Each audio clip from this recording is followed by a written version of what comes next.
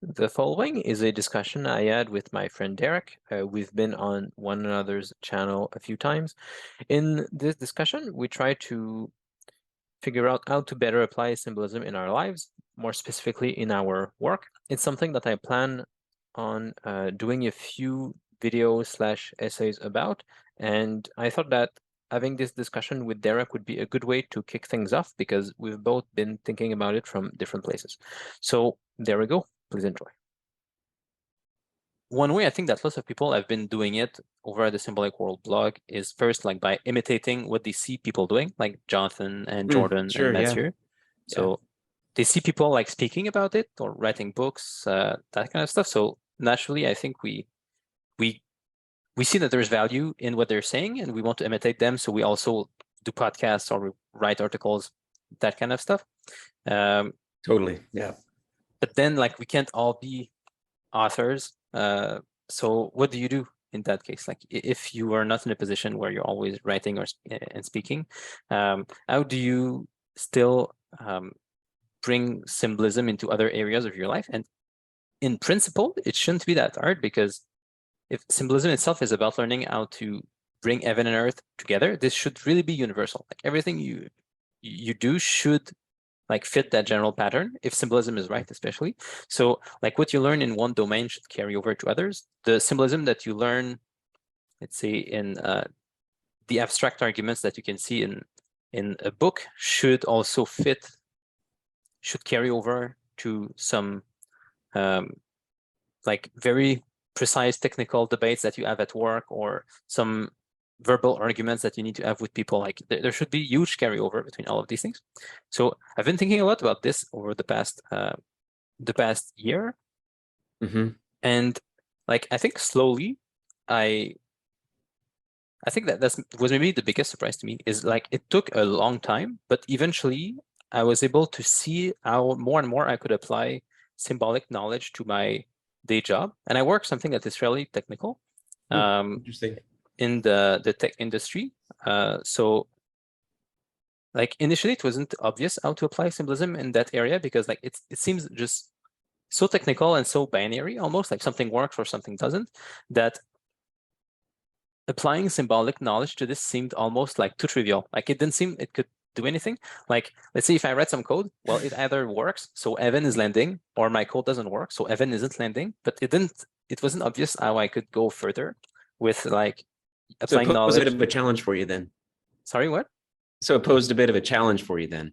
Yeah, exactly. Like it seemed like the challenge was, okay, well, like, is it that I don't understand symbolism correctly if I'm not able to apply it? Because I mean, in theory, if symbolism is about like learning how to connect heaven and earth together, it should help with anything, including programming, or managing people or whatever. But it wasn't like obvious. Like it didn't work right away. But what I think happened is it took a long time to sort of learn all of the technical aspects. It took a while, let's say, to learn the matter of everything that was involved.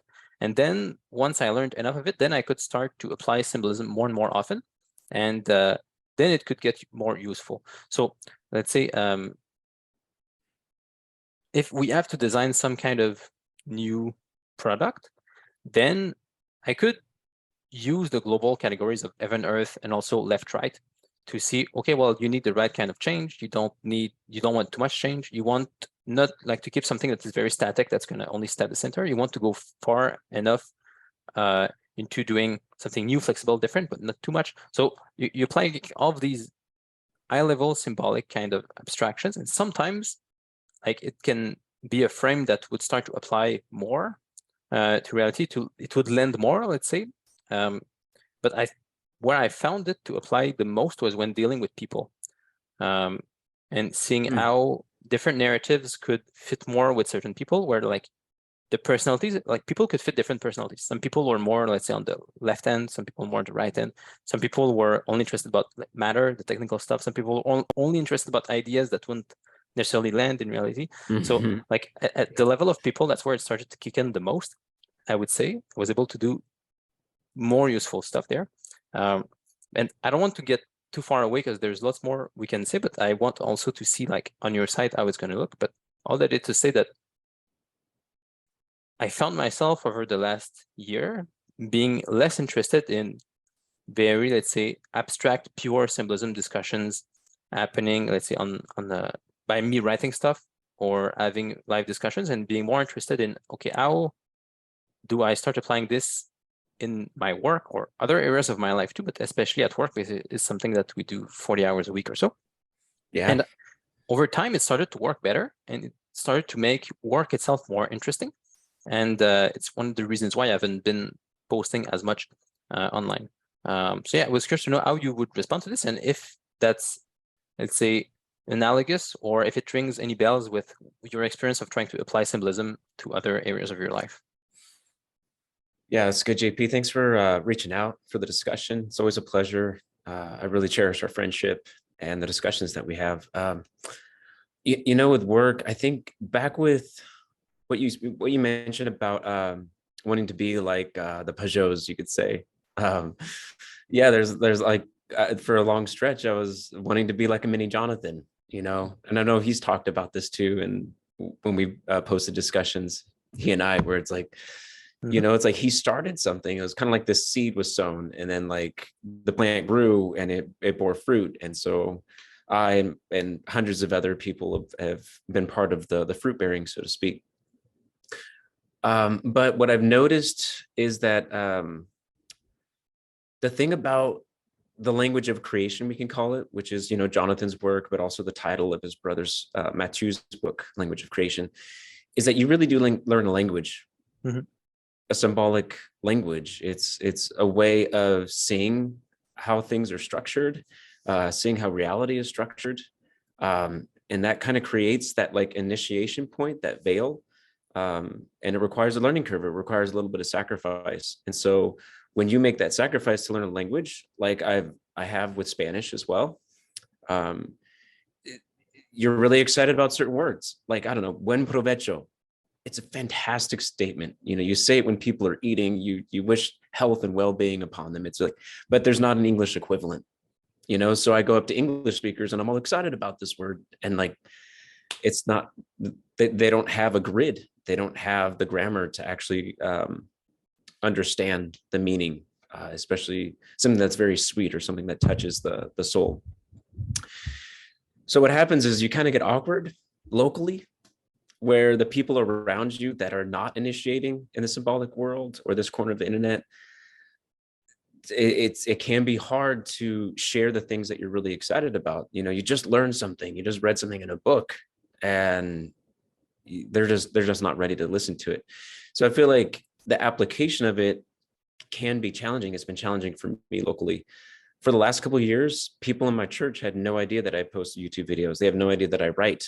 And for a long time, like I like that I could kind of have this private world. It was nerdy. It was something I was into, and it wouldn't make for like this kind of awkward actual visual or virtual, I should say, transmission. Or sometimes a lot things get lost whenever you like see someone on YouTube and then you're like, but it's someone that you grew up with. Because I live in the town that I grew up in, and but more and more people started finding out, and that it kind of made for an awkward dynamic with the relationship. Some people loved it. Some people, I don't know, it stirred up all sorts of things, jealousy or confusion. Some I can imagine that some people were totally blown away once they found out that there's this like whole philosophy side of my life. But lately that it hasn't been working. It hasn't been working. And so what do you mean it hasn't been working? Well, like, okay, so like I haven't been able, so instead of like being able to hold like two dynamics in two different spaces, that cohesion is starting to create a divide. And so that those two things, those two different realms are starting to get further and further apart. And it's been harder and harder to reconcile the both. And so what I've been trying to do is trying to bring the stuff that we do, writing for the Symbolic World blog and all of that, to my friends that I've had for a really long time, for years, or even coworkers. But really, there's a chasm between my day job and what I do with the symbolic world. And what I mean is like at the soul level for me, my inner life is starting to feel that divide to where I can't hold that tension anymore. And so it finally came to a point where, for me, I've been able to find interesting ways of applying the symbolic lessons of, applying heaven and earth or putting theory into practice. But it's come to a point where I feel like my legs are getting stretched across two different, land masses, and there's like this chasm in between. It's like I can't. I'm getting to the point where I'm doing the splits, and it's like, okay, you're gonna have to choose one or the other, or you have to give up one in order to pursue the other. So that's where I'm at, just to kind of give you a context to frame some of my answers for this conversation. Yeah, that's good. That's really interesting because it hasn't been. I don't think it has generally been my experience, but yeah, speaking more about this will be useful because maybe it has been, and I just haven't noticed as much. I think like to try to reuse the structure of what you mentioned, and not necessarily get tied down specifically to work. I think what happened on my side with symbolism is, let's say initially when you first start getting into symbolism, some of the practical consequences are obvious. Like if let's say you can get so much richness out of Christian symbolism, then you should probably go to church. Like there's some very practical things like some very practical changes that will happen in Yes. your life. Yep. So like this is like an obvious connection that happens, but no, Not so obvious, JP. no, Not interesting. so obvious because, for example, like if I were to share some of these things with the pastors at my church, I think it would blow them away, or I'm afraid to. There's this inhibition in me of like, man, I don't even know how that's going to go. Maybe it'll go great, or maybe I'm afraid that it'll disrupt how how they act in the world or something. Yeah, but I think I recall Jonathan saying that like even the pastors, like we were not necessarily supposed to be speaking that much about symbolism. Like most people won't want to really speak about it, but they will still act it out. So as people who are interested in symbolism, we can like often observe and like get insights looking at what's going on, and we can then, let's say, interact with people with the language that they prefer to be interacted with. So let's say if I'm like many of the people that I go to church with, I don't talk about symbolism with them, but if let's say I know that they really like, let's say, this aspect of Saint Joseph's story, then maybe I can like, because I understand symbolism, I can maybe connect some of the dots abstractly to some other character or some aspect of Saint Joseph's story, and then without talking about the symbolism itself, I can bring then a specific aspect of, okay, well, maybe that's why Saint Joseph has a lily, or like I can bring something in the same language that that person is using. So that's what I found myself using a lot. And I can relate to that because like I find that it's getting better and better with doing like, say, Bible studies with church members or church leaders, and they bring up, it could be like a story of David, right? I'm like, and so now I'm tying in like this essay that I'm working on for David and his repentance after Bathsheba and the birth of Solomon. And so they bring it up in this men's Bible study, and it's like now I can bring some of that is in a draft form and potentially going to be on the blog into this local environment, and that's something that's in my heart to do. And so it's relieving to find that there's more and more application. Like that bridge is starting to get built. Like you're starting to see the skeleton or the pathways of that bridge starting to form. There's other areas that are easier too. Like I teach piano lessons, and I find that I get to bring this stuff up all the time with the private piano lessons that I get to teach with the students I have. And they're in high school. So like they're at this perfect age that they're just, so open and imaginative to hearing these things and like witnessing them, like totally like their eyes opening, and it just changes everything. But I think work is the hardest one because I have a day job. I work 40 good hard hours a week, and it's with a community nonprofit. So we do good, impactful work in the community, and it is meaningful. it is meaningful, but I feel like for me, it would be aiming short of the calling that I was born to do. And so I approached this as a day job where it's like, I'm very grateful for it because I got this job. I was able to get a mortgage for my house that I'm living in now.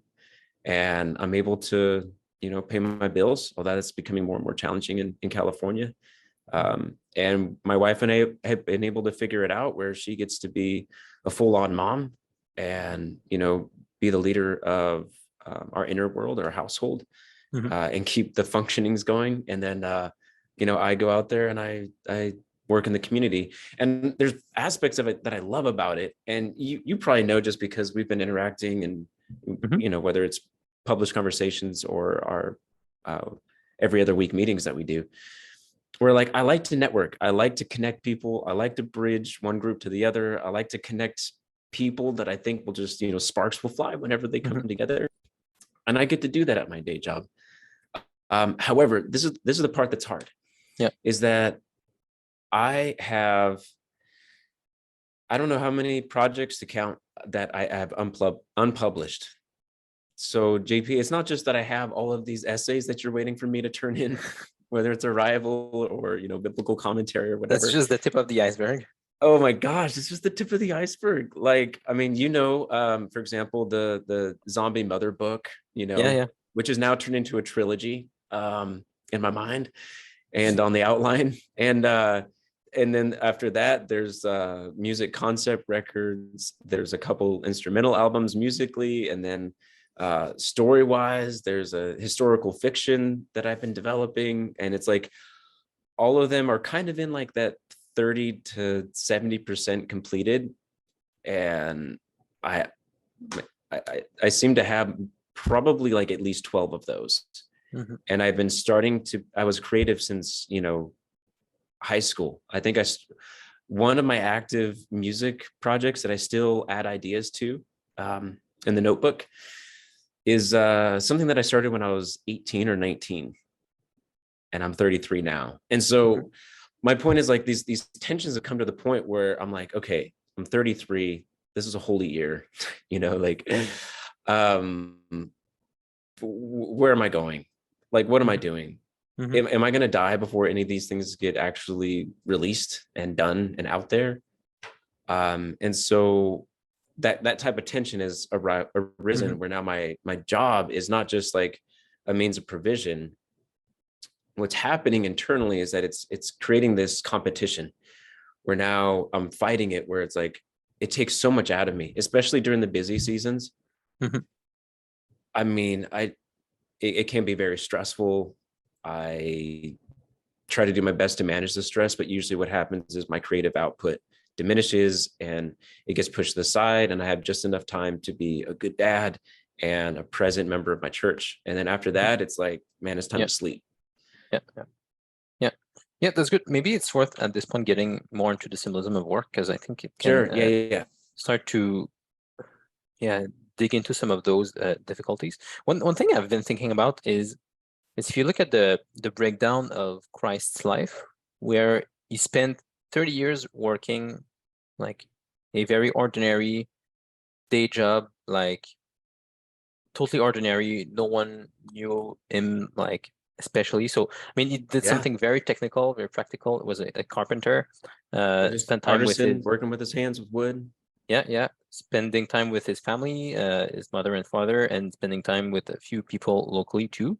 And then only 3 years doing social work. You can say work at a social level, where he was like gathering a community together, like healing people, speaking with people, trying to like fix people's problems. And also, I think crucially, he made use of the 30 years that he had spent doing something ordinary, because he knew the earth, you could say. He knew the technical language of the Roman Empire. He knew the culture of the Jews, of the Romans. He knew about fishing, about agriculture, about all of these things that he could then use to craft a story together.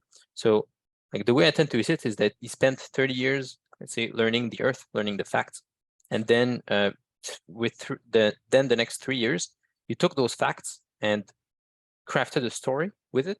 So like he made the pattern land into the earth. He had to learn the specifics before he could do this. Like I think in his human nature, Christ learned all of the different ways in which he could create specifics, parables, specific embodied stories, like the stuff he would do and say to people.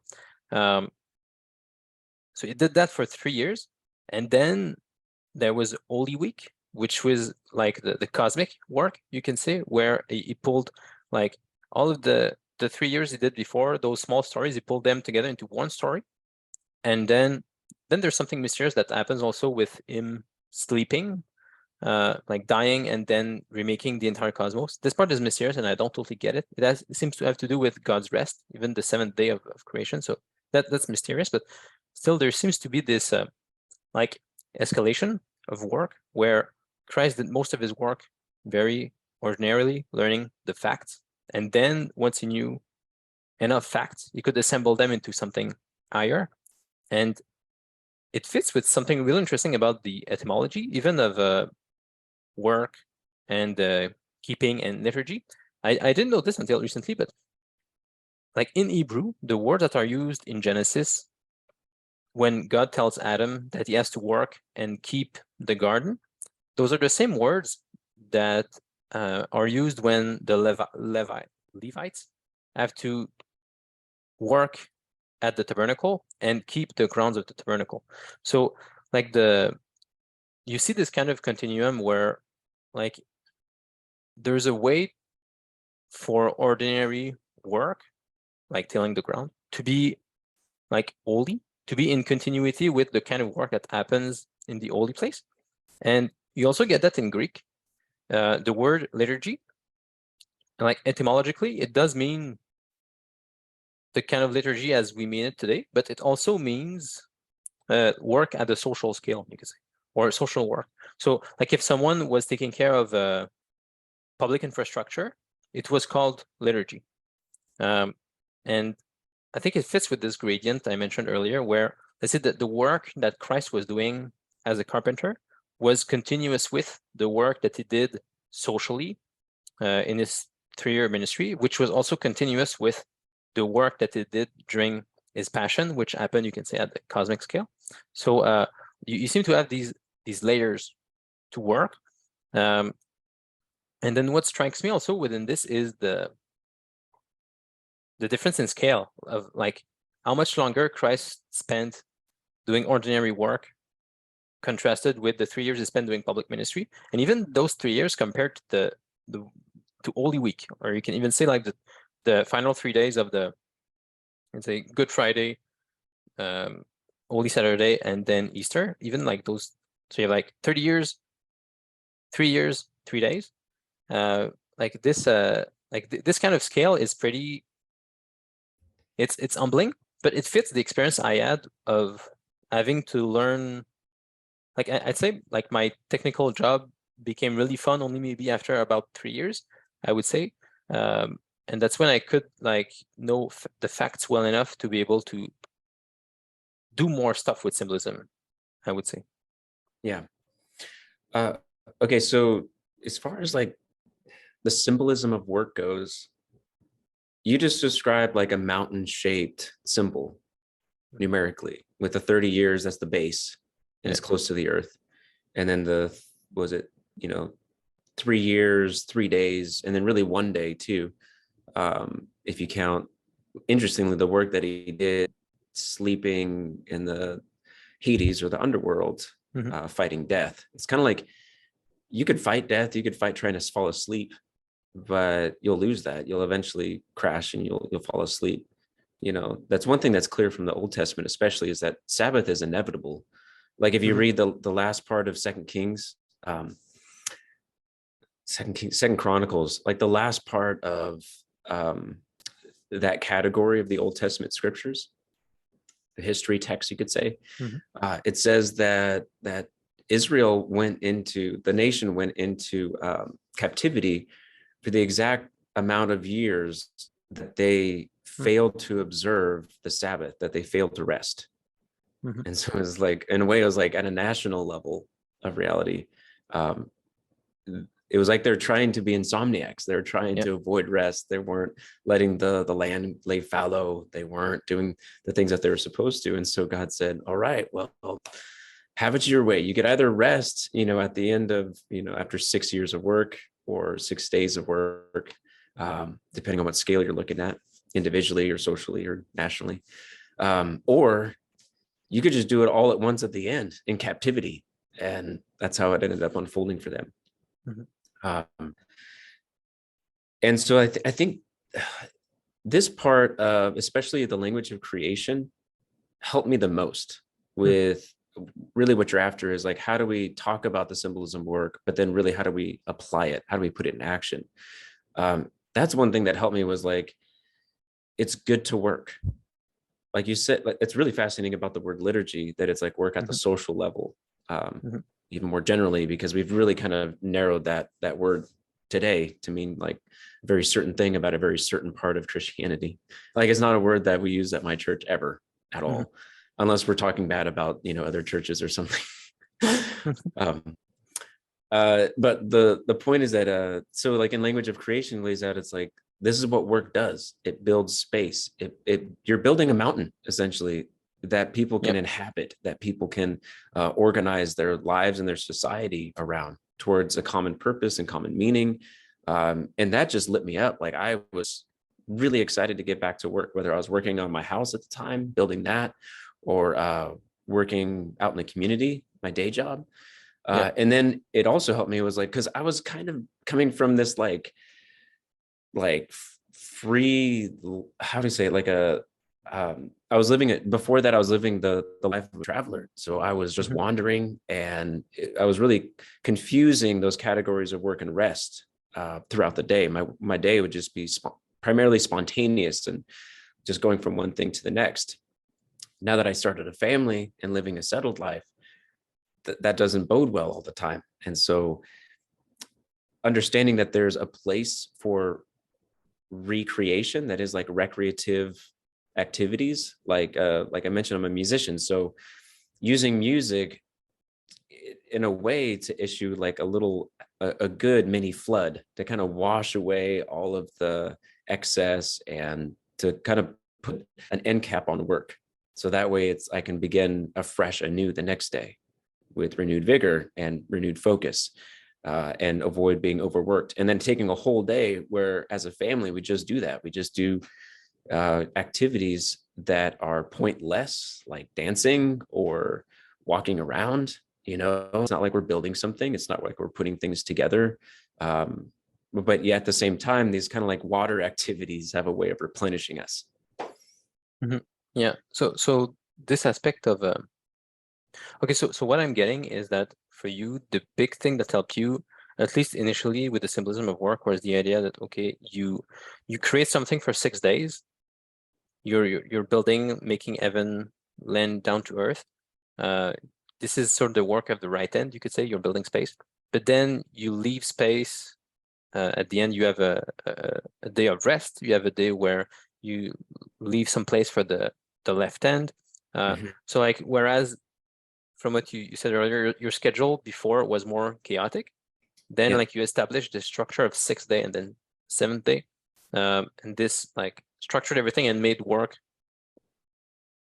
It oriented work towards something, I guess, made it more interesting and valuable for that reason. You could see its purpose, you could say, and then you could also really rest on the 7th day.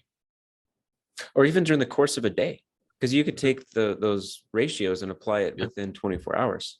And you could say, instead of like trying to just live by my pleasures and recreation or spontaneity, which is, getting tossed by the wind here and there, it's fun, can be exhilarating to ride the wave, right? But you don't build anything. And so the majority of your day, say like a 6-to-1 ratio, you should be building. You should be doing purposeful things, meaningful things. And then you should have a little bit of that. And it goes ways, because you could be tempted to overload the time of your day and do less work and more recreation, more spontaneity, or you could be a workaholic and just work and work and work and work. and then you become calcified, and you eventually start cracking and bursting at the seams and falling apart.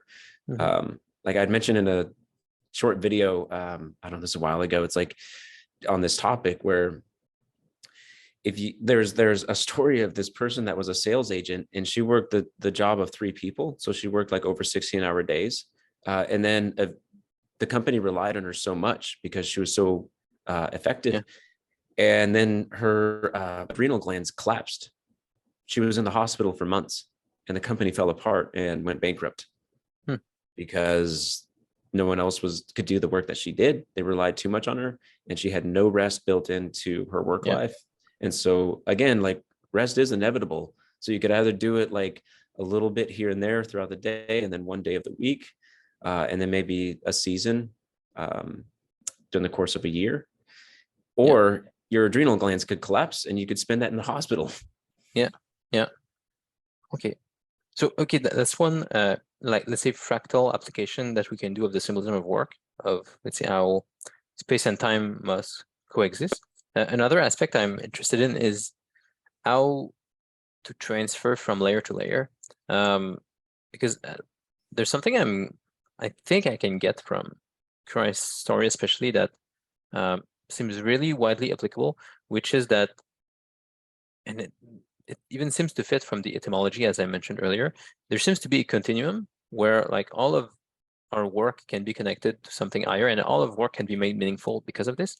So, like, concretely, the way that I see Christ doing it, and the way that I've been doing it for myself, is like trying to do really well all of the tasks that I had to take care of. And then hopefully, like, if I'm able to learn this matter well, I should be able to see patterns well, especially if I'm familiar with symbolism. I should, like, have a competitive advantage over others when I'm doing this. Like, if I can learn the facts to the same degree that the others do, like in my workplace, but I also have the practice of, finding symbolic insights. Then once I know those facts, I should be able to connect them in ways that are, like, slightly better than what the others can do. So the way, trying to reuse the same language, like, everyone, no matter what they do at their work, they're making heaven land down to earth. They're building space, places where heaven and earth touch. And as you said, they also have to leave some place for rest, a place that isn't complete, not all space. So you have to, everyone has to do this. But then, like, the question is, how high can you build that structure? How high can you see as you're doing this? And how can you transfer from one level to the other? So let's say classically, like, I think probably the clearest example of this is, let's say you're a carpenter like Christ was. Let's say you're doing something technical, very direct, but if you learn this well enough and you're able to connect it with higher patterns, then you'll probably see some possibilities that other people at the company won't see, or you'll see things that your competitors can see. So then you'll have other opportunities, and you'll be able to start to act at the higher level. Maybe you'll manage a team of different carpenters, and then you'll see, like, different opportunities. So your work is going to start to take place at the social scale, and all of the different small places where you've learned to connect heaven and earth at the very technical carpenter job level will be useful at the higher level where you manage different carpenters. Like, you'll be able to see, let's say, this happens to me very often now, managing people. Like, I can see often very quickly when someone is struggling to do something. Like, I feel like I can see often in the flash where that person is coming from. And like, just a little bit of help I need to give them so that they get unstuck and they figure out what they need to figure out by just, like, giving them this small seed. And, like, knowing symbolism is very useful as a way to frame this kind of experience. Like, I'm able to reflect on it, and it's not just intuitive to me. Like, I can often reflect on it and explain if I need to. And I see different people doing this in different areas. Like, I do Brazilian Jiu-Jitsu, and one person I see being able to do this is John Danaher. Like, he's a very famous Jiu-Jitsu coach, and he seems like he can teach people one thing in 5 minutes, but if you ask him enough questions, he can talk about this for, like, a week if you just, like, give him enough time. So, like, he can see, because he's done all of the micro level things well, he's able to see higher level patterns that use many of those small facts. And you can give just like these small things to different people so that they will get unstuck and go to the place they need to. And like when I see Christ like sometimes saying very penetrating things to people, like I feel like that's what he's getting, like to the power of 10,000, where like in one thing, like he sees right away what people need to get unstuck, and like he's able to say exactly the right things that connect like all of the dots. People will need their entire lifetimes to unpack this, but it's like he knows all of the little tiny facts well enough, and he's able to connect them with something with the eye. So like he makes the seed land in people's lives. He's the most down-to-earth teacher there is. Yeah. You know, the logos, above all, is the most down-to-earth and can use the things of earth to explain the highest heavenly wisdom. And that is a good mark of a good teacher, is being able to be condensed enough to where you can give them just enough to help them see. But then, another thing you mentioned too is I remember reading this really cool article, and it was about the difference between line workers, people that work with their hands in a factory, and engineers. And it was during this time when like there was this swing from people that had like hands-on experience that kind of swung over to the engineers experience. And then all of a sudden engineers were making more money. People were relying on them to make decisions. And it was kind of like this interesting tug of war transition between the two, where it's like, let us tell you how the machines work, we design them. But then the others that working with it, it's like they had this tacit knowledge, right? Or tactile knowledge where, yeah, but we've been touching them. We've been manipulating with our hand. We know them like we know people. We know them like at a deeper level that you just can't know without, you can't just know it in theory. You can't just know it as a blueprint. You have to have that like participative knowing, like Vervaeke talks about, where you have to work with it in your hands. You have to tinker, right? Otherwise, like there's just an angle of knowledge that you get with tinkering with something with your hands, as opposed to reading books about it, or designing it, or learning theories about it. Yeah. But then what makes me curious then is to see like how this does or does not begin to answer your feeling of getting stretched between two things, because like this idea to me that if you learn the facts well enough, you can start to apply higher level patterns to what's going on. Like this to me is what made like my ordinary work very interesting.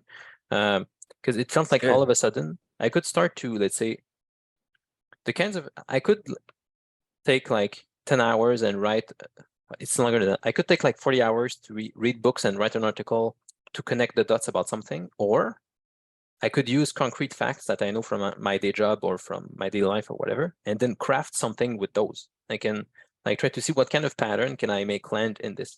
Like this made, and it took a while because I had to learn all of the facts, and it wasn't interesting to me at the beginning, to be honest, and I also wasn't very good at it. So it took a while before it got fun. Like I said, it took about 3 years before I started to really enjoy what I do in my technical job. But well, JP, let me ask you this, because like I'm finding this conversation like encouraging, but also challenging. Yeah. Because the reality is that like I'm not going to go quit my day job anytime soon, so I might as well make the most of it. Yeah.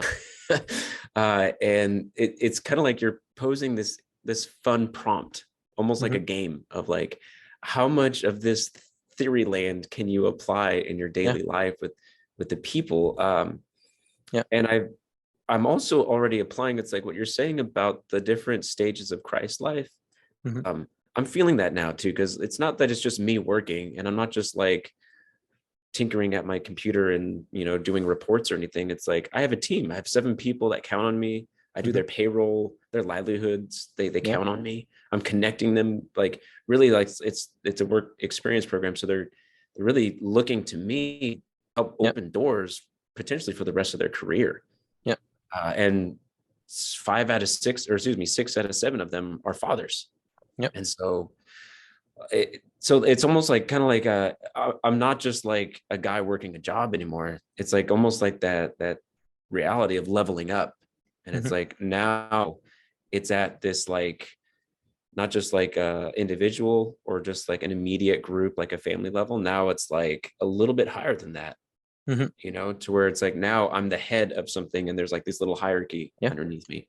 And if I Yeah. keep working at this job, then we're going to expand, and then there's going to be multiple teams, and then that'll push up another layer. Yeah. And all of a sudden you start seeing this like little mountain form. Yeah. Uh, Yeah. And so yeah, all go the ahead. Go story, ahead. because all the stories can start to kick in when you get at this stage. Like when, let's say you're managing 7 people, you can see probably some group dynamics that will remind you of certain stories in the Bible. Or maybe some people are more like Peter, some other are more like Paul, some people are maybe more like Mary or Martha. Like you can start to apply stuff that you know at a very abstract level. And if it works, then you should be able to fix like concrete problems, and it becomes a test, like for your symbolic intuitions. Like, are they right? And you can see it concretely. And so that's like maybe another way to put it. I don't want to cut you because I will go on to something slightly different. So if you have something else on that point, don't hesitate. I guess just the last comment is again, that's a fun prompt. It's like to fix concrete problems, and how much of what I can apply. And then just like, for example, I really slowed down when I started writing things like that David article or some of the arrival essays, whereas like it was hitting home. Yeah. Whereas it wasn't just like, you know, because like the abstract, it can be a very safe space. It's because there's like this cushion of like, you don't have skin in the game, right? You don't have skin in the game. You can just talk about it. You know, you can talk about philosophy. You could talk about the theories of language or whatever. And it's kind of fun. It's almost like the realm of playing games, although they have implications, of course. But what you're saying is great. It's like, okay, well, how can you get skin in the game, and how can these things really help you? Because like once I got to David, it was like I started relating with him a lot, because he fell and he fell and he fell, and like he was at the brink of losing his kingdom and his social network, his family. He was losing his sanity, and then it was this critical pinnacle moment where he could have taken, you know, the left or the right. He could have taken the way of Saul, where he stiffened his neck and he became proud and lost everything, but he decided to repent. And then it was through that repentance that he was able to regain it all over the course of time. Interestingly, that correlates exactly with that element of time and the different realities that or levels of reality that you're talking about, because it took even a little bit beyond the rest of his life to regain his kingdom and to really cleanse out the corruption that he had introduced. Okay. So those are my follow-up thoughts on that. You can move on or you can respond. That's interesting. Yeah. Before moving on, you said that like you could tell that the story of David was landing with this. Like, do you recall it being like directly applicable? Like, do you remember, let's say, concrete times at your job when you were influenced by that story? Oh, I can think of the family level immediately, where, you know, as a dad, it's like I struggle with frustrations. I can struggle with anger sometimes, or having outbursts of anger. Kind of runs in the family. And so it was like a legitimate, it felt like a make or break, do or die moment, where it was like, man, either I get a grip on this thing or like all of this could fall apart. You know, like that moment where you stop taking things for granted and you're like, if I don't repent and like kind of wash away these patterns that are leading to destruction, and potentially separation, or disbandment from family, then it's all going to go bad. So like I hit that moment where I was like, well, if I'm going to learn lessons from David, then I better repent and issue this flood and kind of wash away the bad habits, the bad patterns, and the bad aims, and then realign myself with the true aims, and apologize and learn good habits that lead to good character, that lead to the point where you can build healthy families and kingdoms.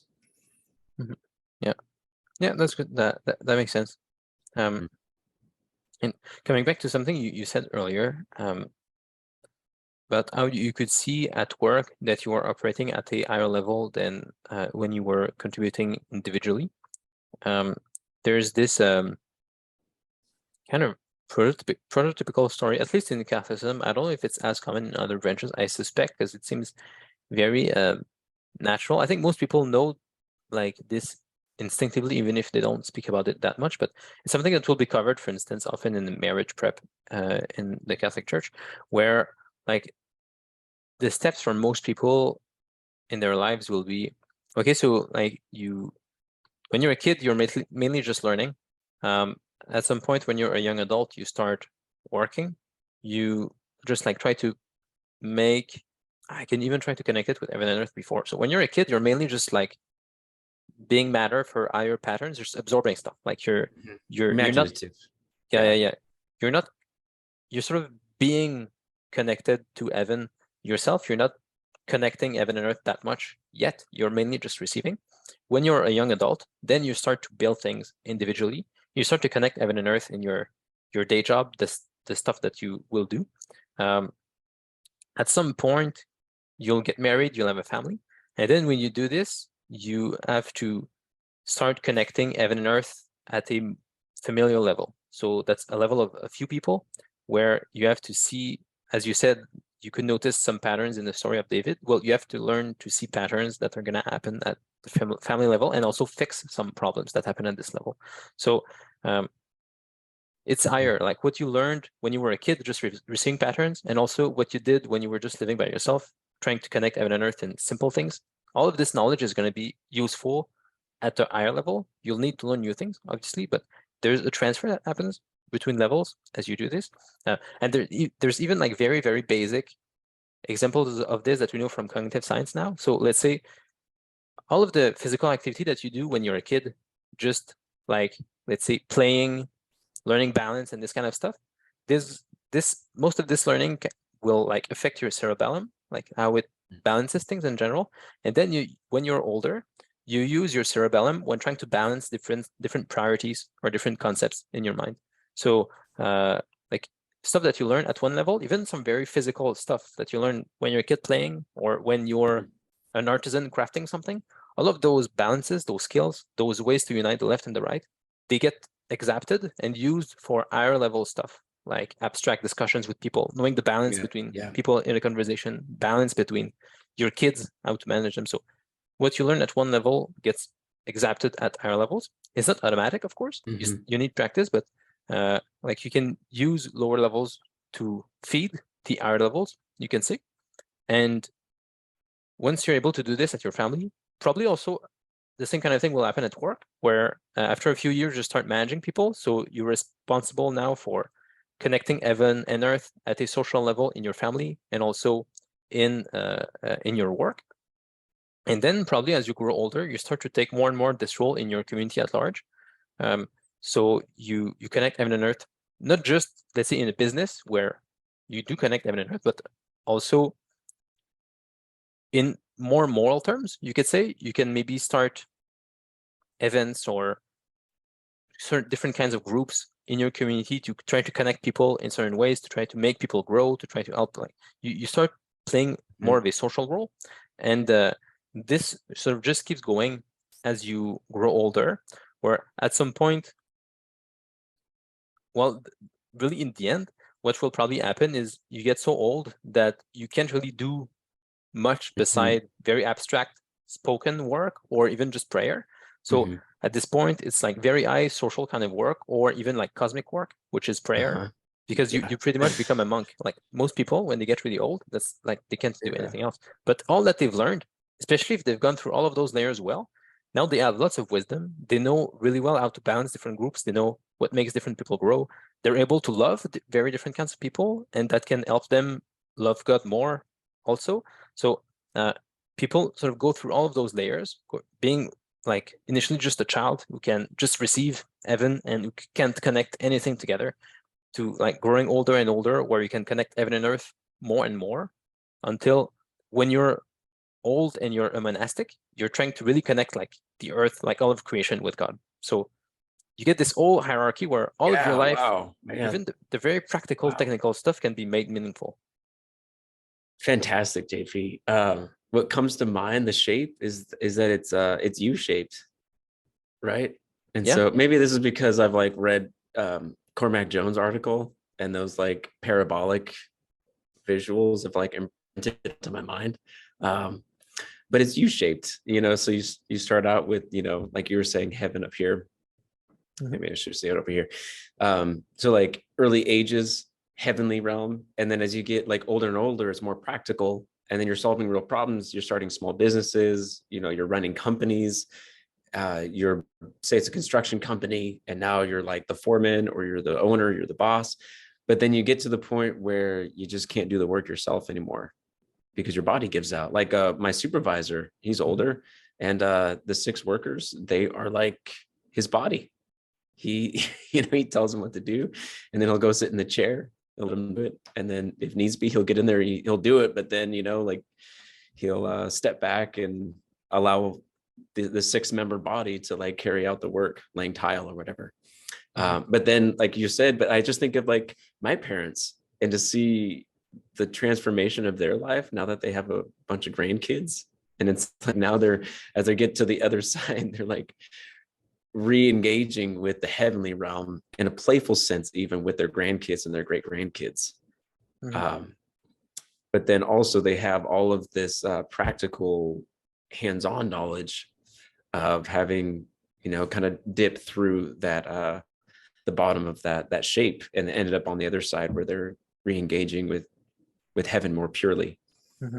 But at this, cool thing that you're bringing up is like when they get to this over here, they're lifting up things of the earth. They're lifting up the technical knowledge, because they have a know-how, right? They have an understanding, and that's how Mathieu Peugeot describes wisdom and understanding. Is wisdom's way up here, and it's usually very simple, a couple words, sentence maybe, and then understanding is stretching that out. It's the know-how. It's putting all of the different paragraphs and manuals and the way of describing it to where, pardon me, to where you can get to a point where you can go from the earthly all the way to the heavenly. Yeah. And so you build a ladder to heaven and earth by the time you get older. Yeah. Which is, I don't know, that's a fantastic adventure, if you ask me.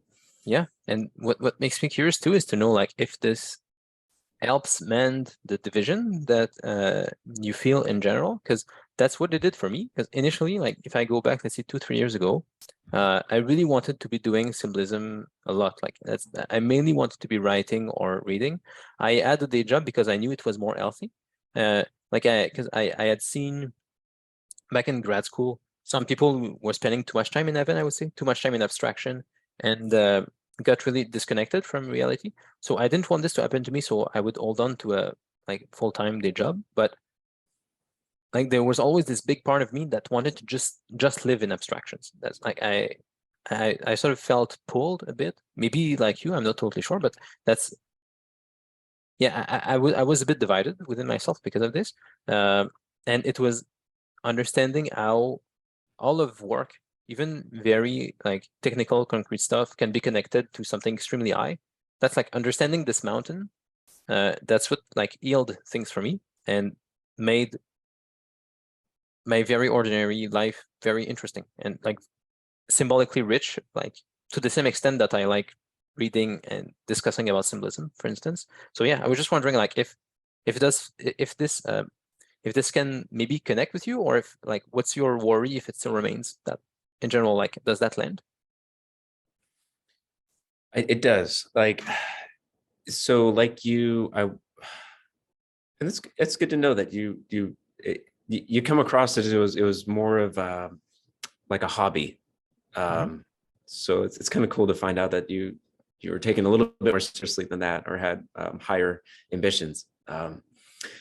But I relate to it, but it's interesting. It's like, it's kind of, like I said, it's a transitional season for me. So it feels like it could go either way. And I'm just leaving it into the will of God at this point, where I have I feel like the way that I can help connect things could be as practical as running, like a 6 or 7 man team or a collection of teams, or starting a company or something like that. Mhm. Um, but I'm just like off the charts on the creative metrics. Like whenever we do like personality tests, Mhm. it's kind of awkward because like people look at that at work and they're like, whoa, dude, you're like off the charts on the artist metrics, right? Mhm. Why are you a project manager? um, so I where I'm at right now is like, I think if I were to get like right at the point of, my last days on earth, what would I Mhm. regret? I would feel bad that I didn't set a good example for my kids, that I finished what I felt like I was called to finish, or that I didn't take these ideas that, like other artists can relate. There's a lot of stuff that and other people too, they engage with this, but like there's stuff that comes into your mind that you're like, where did that come from? Whether it's stories um or even songs. So like it's not like you're just like making this stuff up. You know what I mean? It's like lots of composers, I know Mozart talked about this too, like their symphonies would arrive all at once, and it's cool. I've heard some other discussions recently about that. Was it Wolfgang Vervaeke, Jonathan Joe? Mhm. They were talking about that. Drew was talking about that too on Meaning Code. He and I talked about that too a little bit too, but like how a composition can arrive all at once. But then it's like, well, what are you going to do with it? Then you have to do this like very practical things of like sitting down at the desk and just writing out the different parts, Mhm. for the cello section, for the horn section, for the simple section. It's like most of the work is mundane, Mhm. at least for composers like Mozart. It's like you have this like very like ecstatic moment of conception, ideologically speaking. You get this idea, but then the real earthly practical task is actually like putting it into practice. So I like to do that as much as I can with work, Mhm.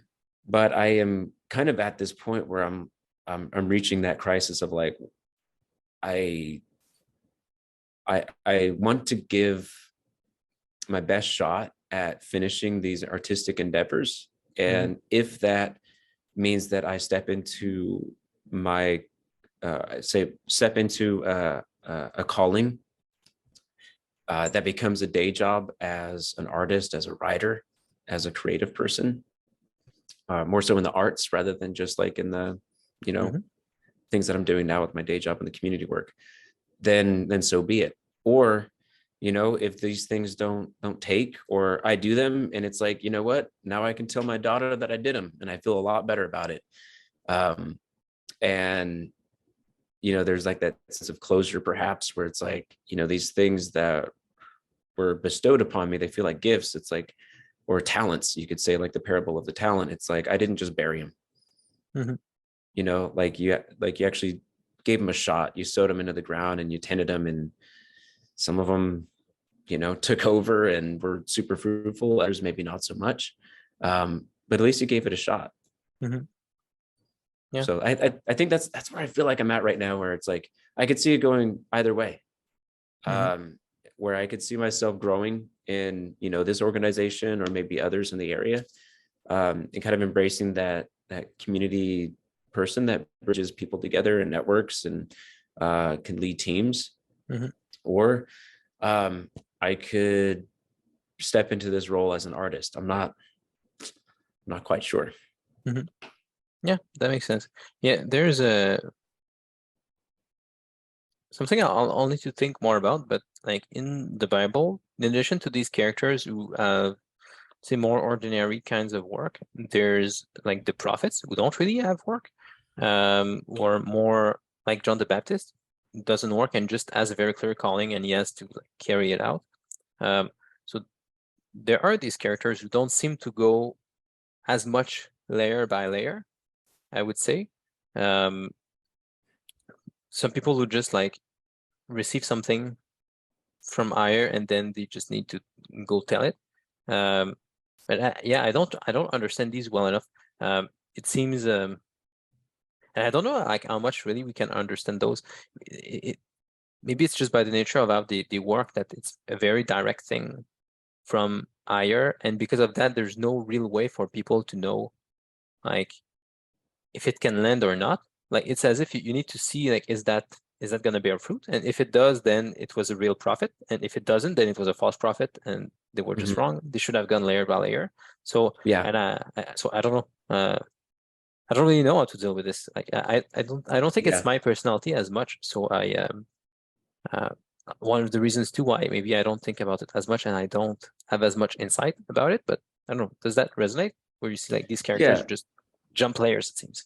yeah. It does. It does. But I think about like even the stuff that we're endeavoring with in YouTube and discussions and Symbolic Mhm. World blog, and it's like I think at least what I do know is that I'm transitioning away from kind of doing like the critic, the explanation type of work, whether Mhm. it's like essays or it's like I mean, there's lots of people doing really good work where they're breaking down the deeper meaning and the hidden meaning in film, or there's lots of people that add commentary and try to, help people see the deeper meaning of the scriptures. Um, this is good work, but there's people that are doing that. Mhm. And so I'm transitioning away from making that like my focus, where it's Mhm. like, because I mean, really with a day job, and you can relate, I admire that you wake up so early in the morning and you do all what you do creatively, and then you clock in and you do your work. Um, Don't have but kids yet. It's easier. yeah, say that again. I don't have kids yet. It's easier. Oh, well, that trick works really well with kids too, because the house is quiet and I just get to pray and do creative stuff super early. Mhm. Um, and it does take a lot of discipline. And in fact, it might be better. Um, some people make the point that it's better to have a day job because it Mhm. compels you to be disciplined and only have these narrow windows, and you have to be focused, Mhm. which can be a challenge for me at times. Like I said, I come from Yeah. a background where I spent 2 years just being like a wandering traveler, just like I want to go there. Okay, let's go there. All right, let's do that. Just being able to do whatever I want on my whim, just like that.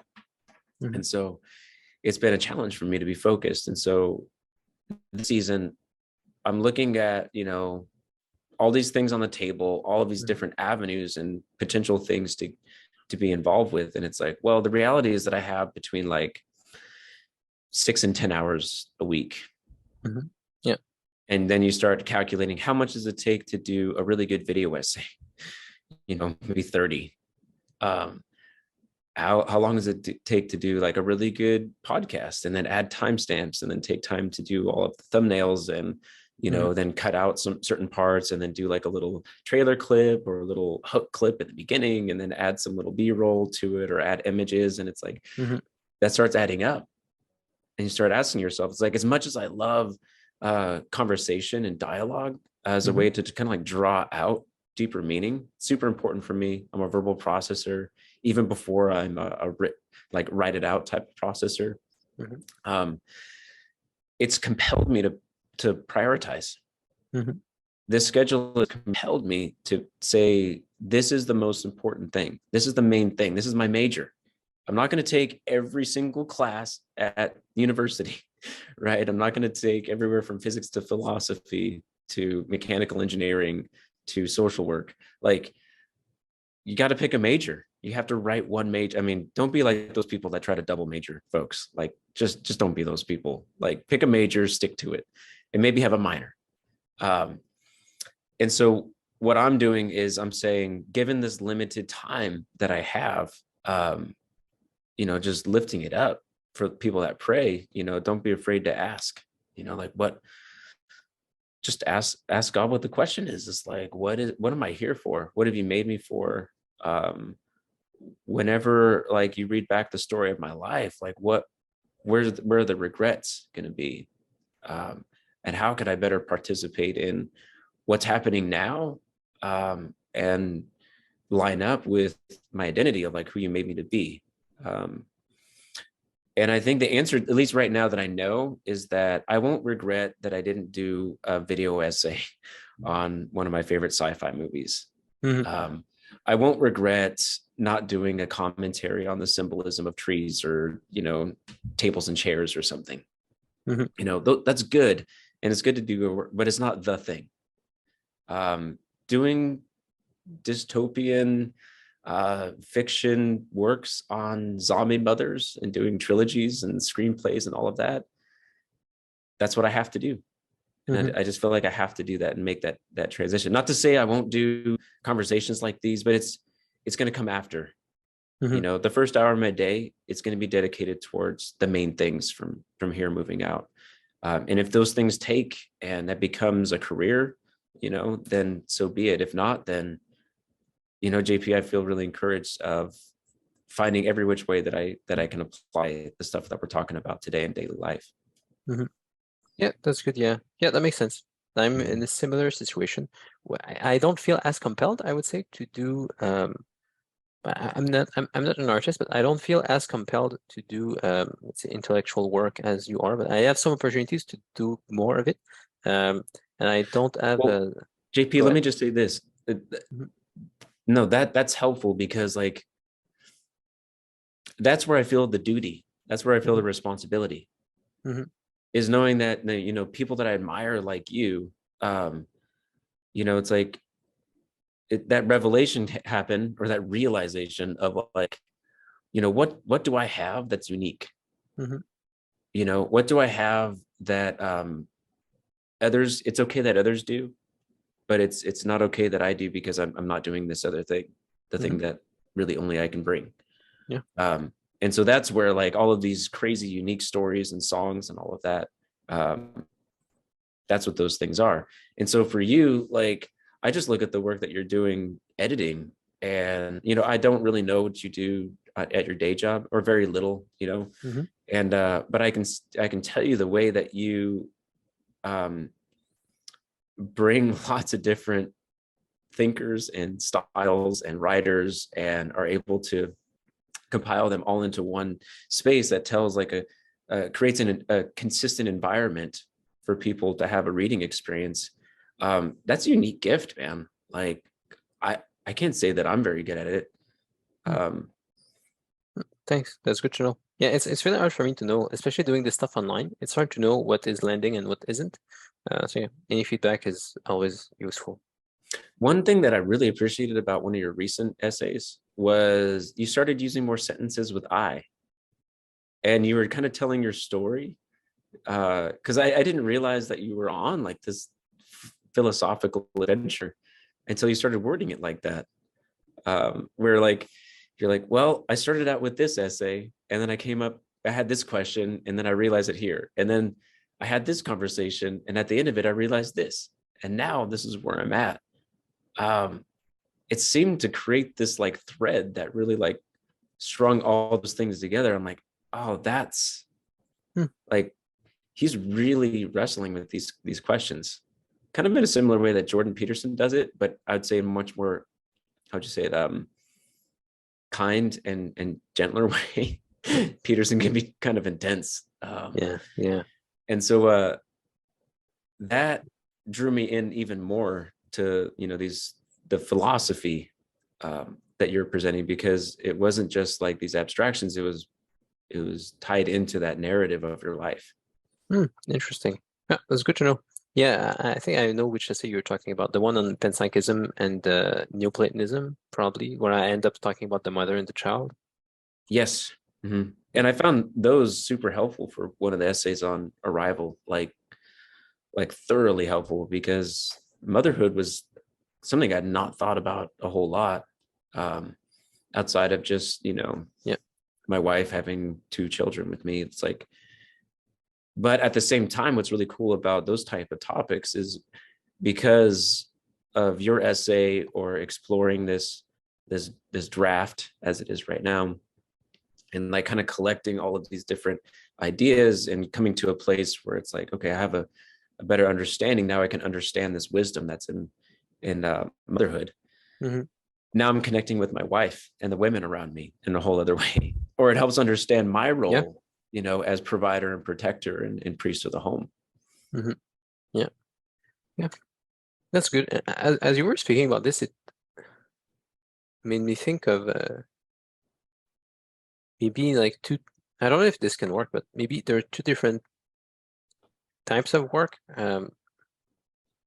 Because art definitely would fit more, I think, in like the higher levels of social kind of work, where and I think it even works well with liturgy, because liturgy it's it's pretty clearly social work because it brings people together into one thing. So it connects like an identity, something from heaven, to a group, a bunch of people. It makes people a society rather than just a mass of random people. Um, and maybe there's like two natural approaches to do this with different dangers. So I'm probably more of a technical kind of person where it's natural for me to try to do like very concrete things well and like try to move up layers very slowly and carefully. So like even this essay you mentioned with like how I went from different philosophical positions, um, it was kind of obvious to me that I was always connecting those to my life and testing them in a way like so I would, if I believe that something is true, then I would act it out in my life, and then it would work or not work or cause different problems, and then I would try to deal with those problems. So I would have to go back to ideas to try to deal with this, but I would sort of go to this like very step by step, like a technician, like building a mountain slowly. Yeah.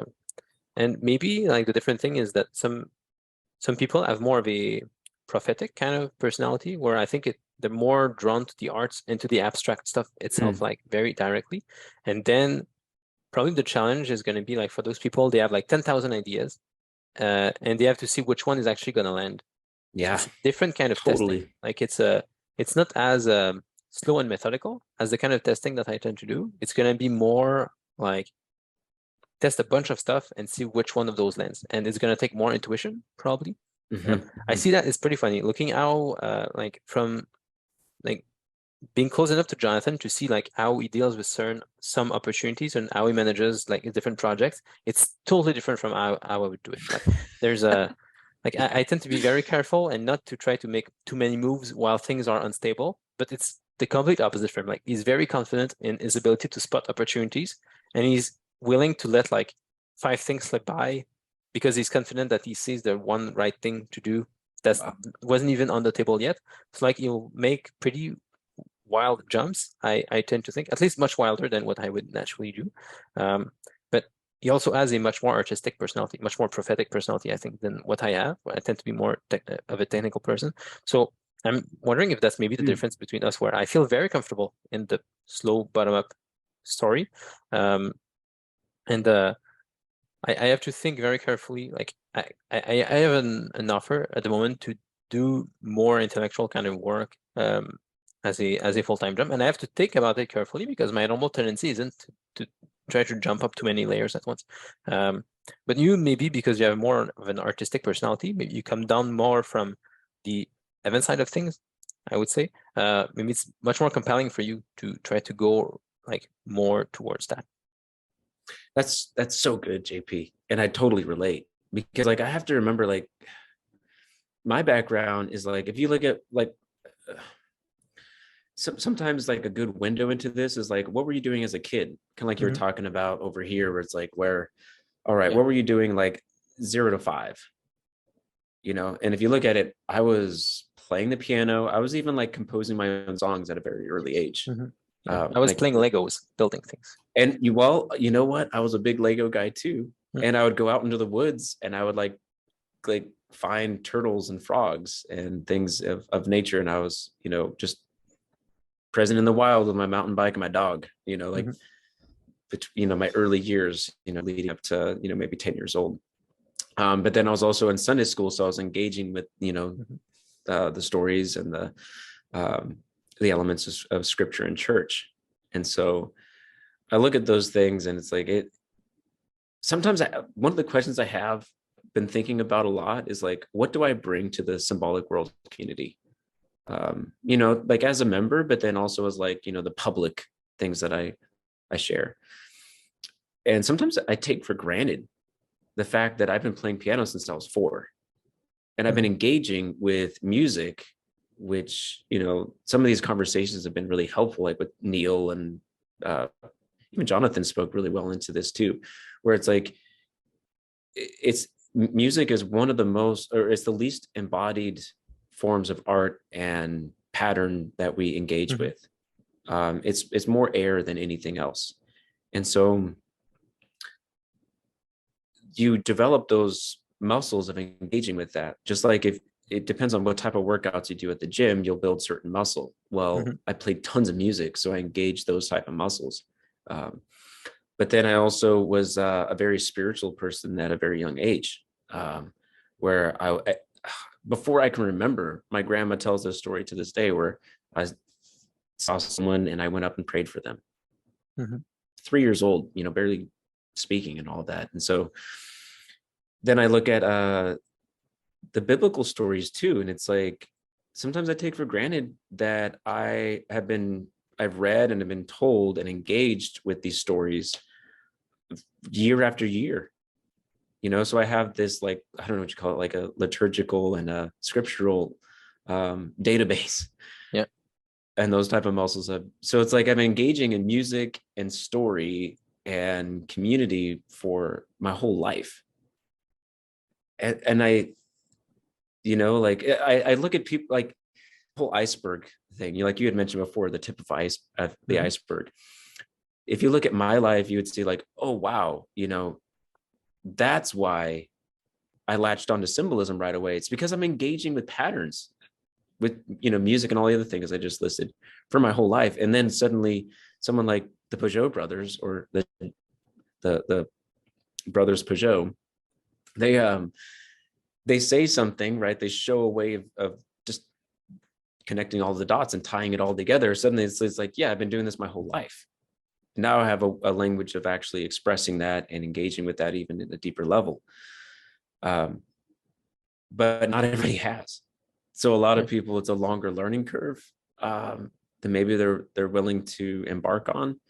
I know I've seen some people jump into it too fast. I mean, the Peugeot brothers, they even warn and caution against this constantly. But then I look at other people like Jonathan, from what I know with him, like he's been engaging with art for a long time, and the Bible, and he has this, you know, spiritual journey of his path with Christianity, and spending years in Africa, you know, in a foreign land.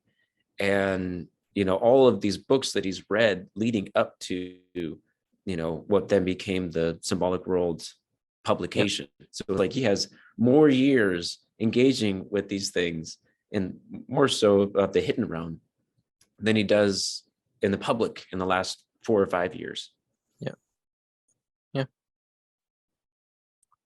All right. I think that's good. I think we went around the stuff I really wanted to cover. I learned many things. It's gonna be interesting. As I said, I'm gonna try to probably do a few videos slash essays on the symbolism of work. And yeah, I really appreciate you coming on, Derek. It's been useful to see you wrestling with, let's say, the same kind of symbolism from a different perspective with a different personality. So yeah, I really value this, and thanks again. Absolutely, JP. Glad you reached out. I'm inspired, but like I said, I also feel like you provided a healthy challenge as well. So I appreciate that.